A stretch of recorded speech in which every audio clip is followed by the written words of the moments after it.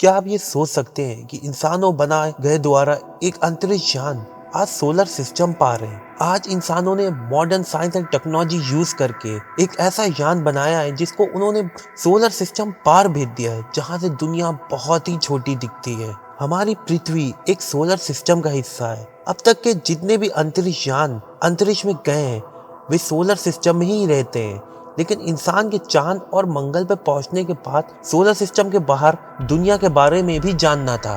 बेशक Hubble telescope जरूर जो सोलर सिस्टम के बाहर चीजें उनका ऑब्जर्वेशन ले सकता है, लेकिन उनको जानना बेहद बहुत करीब से बहुत जरूरी था। तो ऐसे यान वोयेजर 1 और वोयेजर 2 इंसानों बनाए द्वारा गया यान था, जिससे हमें सोलर सिस्टम के बाहर और उनके जितने भी प्लैनेट जैसे नेपट्यून, सैटर्न, यूरेनस की जानकारी लेने के लिए बनाया गया था।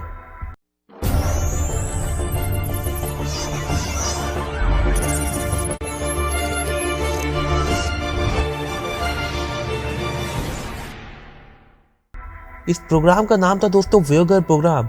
ये अमेरिकन साइंटिफिक प्रोग्राम था जिसमें 2 स्पेस रोब यूज किए गए थे, जिसका नाम था वोयेजर 1 एंड वोयेजर 2। दोस्तों इसको लॉन्च किया था 1977 में, और ये जो स्पेस रोब है इनको सिर्फ प्लैनेटरी सिस्टम की स्टडी करने के लिए बनाया गया था, जो कि जुपिटर और सैटर्न थे। अब तक का सबसे लंबा सफर दोस्तों किसी मैन मेड मशीन ने किया है।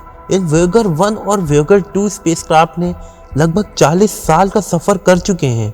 अगस्त 2012 में वोयेजर 1 ने एक बहुत ही अच्छा इतिहास रचा था। ये इंटरस्टेलर में आ चुका है। इंटरस्टेलर दोस्तों एक ऐसी स्पेस होती है जहाँ पे बहुत सारे तारे होते हैं एक मरे हुए तारों के बीच, और वोयेजर 2 था, और वोयेजर 2 ने नवंबर 5, 2018 में इंटरस्टेलर स्पेस रीच कर ली थी, और दोनों स्पेसक्राफ्ट अभी भी काम कर रहे हैं। ये अपने डीप स्पेस नेटवर्क टेक्नोलॉजी से अभी भी दुनिया तक नेटवर्क भेज रहे हैं, और 17 मिनट लगता है इनके नेटवर्क को भेजने में। इन 2 स्पेसक्राफ्ट ने दोस्तों सफर किया है सैटर्न, यूरेनस और नेपट्यून का, और उनके 48 चांद का, और उन्होंने हम लोग को बहुत चीजें बताई हैं, जैसे उन प्लैनेट्स में कौन कौन सी मैग्नेटिक फील्ड्स हैं, कौन कौन सी रेडिएशन रिलीज होते हैं। 5 मार्च 1979 में वोयेजर 1 ने जुपिटर की अब तक की सबसे क्लोजेस्ट फोटो ली थी, और 12 नवंबर 1980 में सैटर्न की सबसे क्लोजेस्ट फोटो ली थी, और वही यूरेनस की 24 जनवरी 1986 की, और नेपट्यून की 25 अगस्त 1989 ने, जो कि वोयेजर 2 ने ली थी।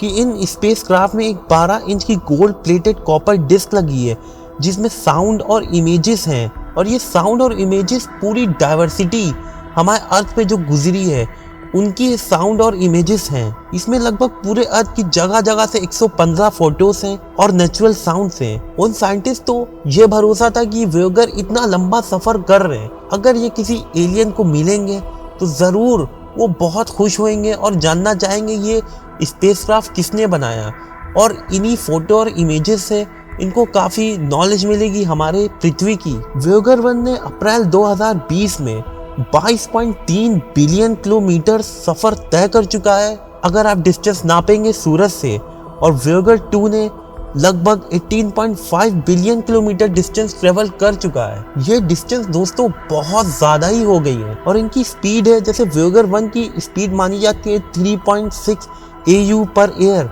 और वोयेजर 2 की स्पीड मानी जाती है 3.3 AU पर एयर। और इन मैन मेड स्पेसक्राफ्ट ने कई खूबसूरत नज़ारे और बहुत ढेर सारी अंतरिक्ष की नॉलेज इस दुनिया में भेजी है। इनका बहुत बड़ा योगदान है हम लोग को इतनी डीप नॉलेज प्रोवाइड करने में। और दोस्तों अभी भी ये सफ़र कर रहे हैं इस सोलर सिस्टम में, और ना जाने कब ये सिग्नल भेजना बंद कर दें, इसका कुछ भी नहीं पता है।